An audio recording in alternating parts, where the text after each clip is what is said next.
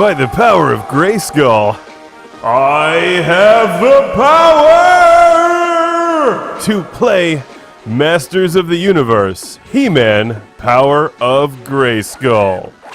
That's a super lengthy title for this game. They should have just called it He-Man, The Search for Teela, because that's basically what you're doing. Teela, resident hottie of Eternia, has been captured by Skeletor, resident 80s cartoon bad guy, and it's your job to save her from the clutches of evil and embrace her in the muscular arms of good.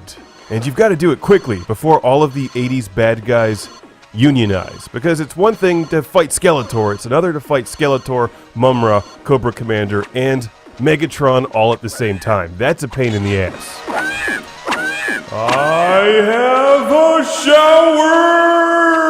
Get used to repetition with Masters of the Universe, He-Man, Power of Grayskull, because you'll notice it everywhere. The music, repetitive hacking and slashing environments that all look more or less the same.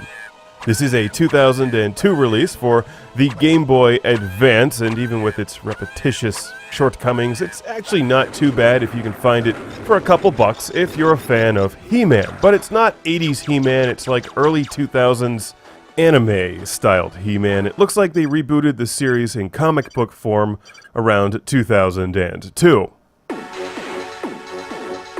So while the classic early 1980s cartoon and comic book style that many of us grew up with is not present in this game, at least many of the characters like Merman, Skeletor, and Trapjaw are.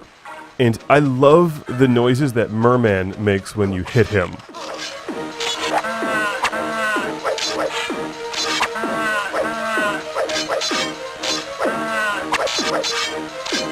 It's like they sampled one of those old school moo cow toys. You know, the ones you turn them upside down and they go "Mrrr, mrrr."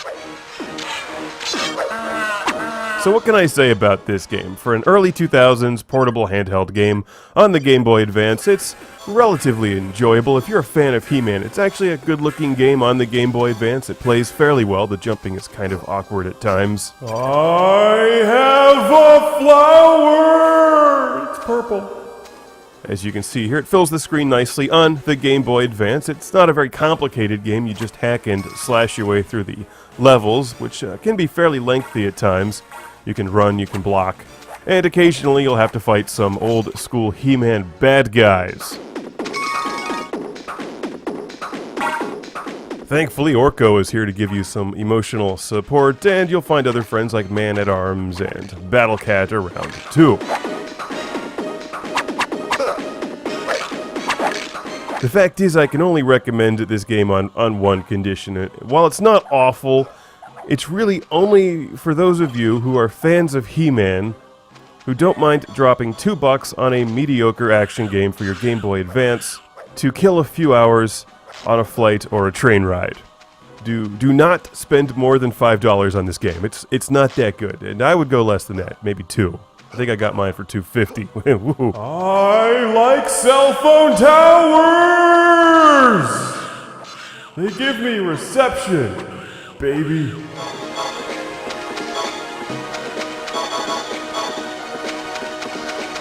And after all of that fighting, you insult He-Man by forcing him to run around collecting jewels just to gain an extra life. Way to go. This is another fine example of a mediocre comic book and toy and cartoon-based game for the Classic Game Room, CGR Comics and CGR Toys 2-week extravaganza. It's time for happy hour! Yeah, someone get Orko to mix me up a margarita. And I had some He-Man toys back in the day. The ones I liked were the He-Man figures where you would hit them in the chest with a sword, and there was like a little thing on their chest that would spin around showing damage on their armor. I forget what those were called, but they were pretty cool. But if you're all out of He-Man action figures, maybe you'd like to try the video game. There's actually been several He-Man video games, including one on the Atari 2600.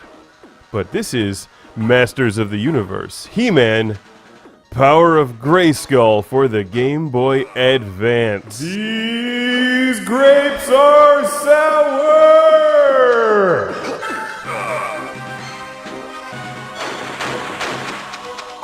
by the power of Classic Game Room! Woo! Alright, Snarf, mix me up another one. Orko, whatever, you're both the same.